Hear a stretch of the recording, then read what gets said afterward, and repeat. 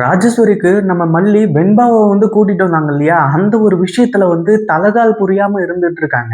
அதாவது வெண்பா வந்த உடனே இந்த ராஜேஸ்வரி சிரிச்சுக்கிட்டே வள்ளி அதாவது வரவேத்தாங்க. அப்படி இருக்கும்போது, இந்த ராஜேஸ்வரியோட மனசுக்குள்ள என்ன இருக்கு அப்படின்னா, ஐய்யய்யோ! இவ வேற வந்துட்டாளே! இதுக்கு முன்னாடியே இந்த விஜயையும், மல்லியையும் சீக்கிரமா பிரிச்சு இந்த வெண்பாவ கிடைக்க விடாம பண்ணியிருந்தா, இந்நேரத்துக்கு இந்த சொத்து எல்லாமே நமக்கு சொந்தமா இருக்கும். இப்போ பிரச்சனை பெருசாக ஆரம்பிச்சிருச்சு.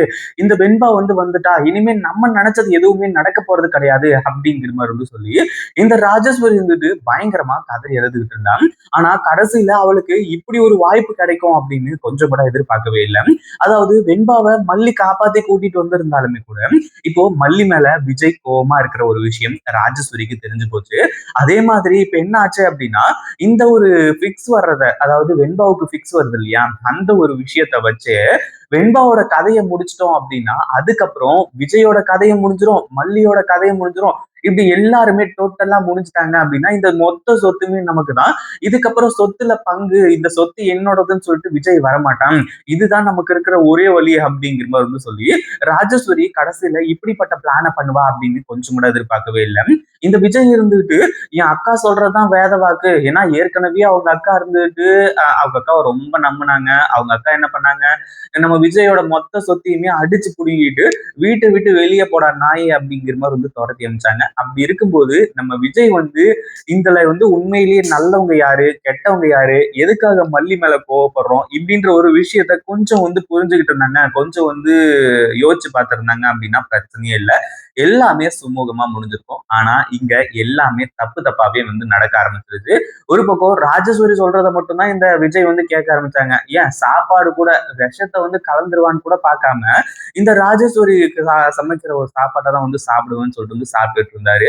அதே மாதிரி இப்போ ஹாஸ்பிட்டல்ல கொண்டு போய் வெண்பாவை இப்போ அட்மிட் பண்ணிட்டு வந்துட்டாங்க. ஏன்னா வெண்பாவுக்கு இப்போ ட்ரீட்மெண்ட் பார்க்கணும், தன் கண்ணு முன்னாடியே வச்சு பார்த்துக்கணும் அப்படிங்கிறதுக்காக நியூரோ சர்ஜன் வர்றதுக்கு ஈவினிங் 5 மணிக்கு ஆயிடும். ஏன்னா அப்பதான் அப்பாயின்மெண்ட் போட்டிருக்காங்க. வெண்பாவோட உடல்நிலை எப்படி இருக்கு, என்ன ஏது அப்படிங்கிறது எல்லாத்தையுமே இன்னைக்கு அக்கு வேற ஆணி வேற பிரிச்சு சொல்லிடுவாரு அப்படிங்கிற மாதிரி சொல்லி, ஒரு பக்கம் விஜய் நேரா கிளம்பி வீட்டுக்கு வந்திருக்காரு. எதுக்காக அப்படின்னா கொஞ்சம் பணம் எடுத்துட்டு போலாம் அப்படிங்கிறதுக்காக.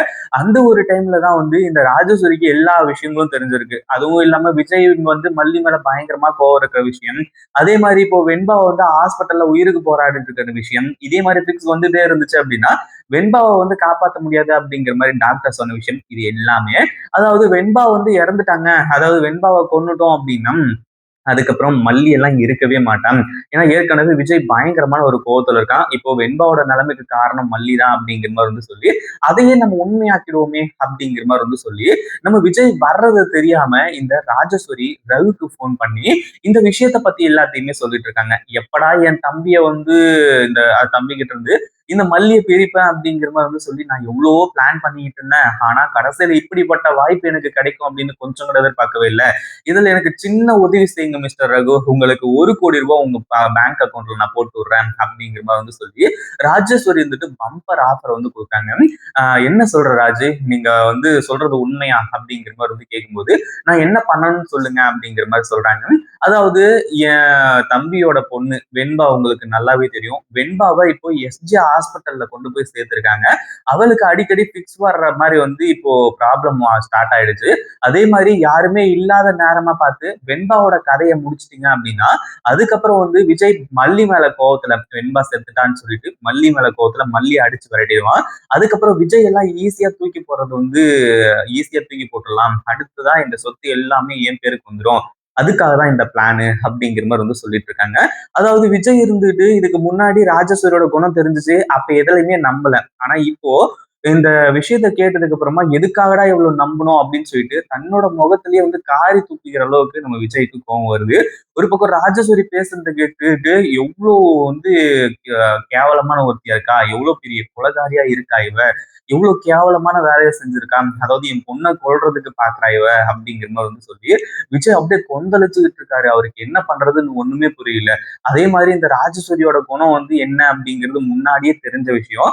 இந்த ராஜேஸ்வரியை அப்பவே இந்த வீட்டை விட்டு விரட்டி இருந்தா இங்க நடக்கிற பிரச்சனைகள்ல பாதி பிரச்சனை வந்து ஓஞ்சிருக்கும். அப்படி இருக்கும்போது இப்போ வந்து யோசிச்சு எந்த ஒரு பிரயோஜனமும் இல்லை. அதே மாதிரி இப்போ ராஜேஸ்வரி நம்ம விஜய் வர்றது தெரியாம தானே பேசிக்கிட்டு இருந்தான். ஒரு பக்கம் வந்து விஜய் வந்து இது எல்லாத்தையுமே கேட்டுட்டு, உன்னை இனிமே நான் சும்மா விட போறது கிடையாது. முதல்ல என் பொண்ணை காப்பாத்துற வழியை பார்க்கிறேன். அங்க வந்து எவன் என் பொண்ணு மேல கைய வைக்கிறானோ பார்க்கிறேன். கண்டிப்பா இனிமே வந்து நடக்கிறத வந்து வேற மாதிரி இருக்க போகுது அப்படின்னு சொல்லிட்டு விஜய் செம்ம கோவத்துல இருக்காங்க.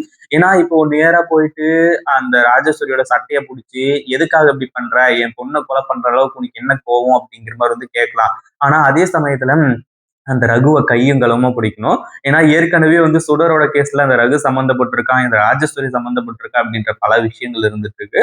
அதெல்லாம் அப்பாற்பட்ட விஷயமா இருந்தாலுமே கூட இந்த ராஜேஸ்வரிய கையும் களவுமா பிடிக்கணும். ஏன்னா வெண்பாவை கொல்ல வரவன் கண்டிப்பா ராஜேஸ்வரியோட பேரை சொல்லுவான். அப்பதான் அவளோட முகத்தை கிழிச்சு அவளை முதல்ல ஜெயிலுக்கு அனுப்பணும் அப்படிங்கிற மாதிரி வந்து சொல்லி விஜய் கொஞ்சம் பொறுமையா இருந்துட்டு இருக்காங்க. ஆனா உண்மையிலேயே ராஜு இவ்வளவு பெரிய விஷயத்த செய்வா, சொந்த தம்பி பொண்ணுன்னு கூட பார்க்காம இப்படி கொலை பண்ண பாப்பான்னு சொல்லிட்டு விஜய் கொஞ்சம் கூட எதிர்பார்க்கவே இல்லை. ஏன்னா இதுக்கு முன்னாடி வந்து தம்பியோட சொத்தையை வந்து புடுங்கிட்டு தம்பியே வீட்டு விட்டு விரட்டினாதான், இல்லைன்னு சொல்லிட்டு வந்து சொல்லல. ஆனா பட் இருந்தாலுமே கூட இப்போ ஒரு உயிரை கொல்றதுக்கு இவ்வளோ வந்து பிளான் பண்ணுவாங்க அப்படின்னு கொஞ்சம் கூட எதிர்பார்க்கவே இல்லை. கண்டிப்பா இந்த ராஜியை சும்மா விடக்கூடாது, அவளுக்கு தக்க தண்டனையை வந்து வாங்கி கொடுக்கணும் அப்படிங்கிற மாதிரி வந்து சொல்லி விஜய் இப்போ அடுத்த பிளானை வந்து பண்ண போறாங்க. ராஜேஸ்வரிக்கு கண்டிப்பா ஆப்பு வந்து உறுதி. இதை பத்தி நீங்க என்ன நினைக்கிறீங்க? அந்த வீடியோ பிடிச்சிருந்தா லைக் பண்ணுங்க, ஷேர் பண்ணுங்க. இப்பதான் நம்ம சேனலுக்கு ஃபர்ஸ்ட் டைம் வரீங்க அப்படின்னா கீழ இருக்க சப்ஸ்கிரைப் பட்டனை பிரஸ் பண்ணிக்கோங்க.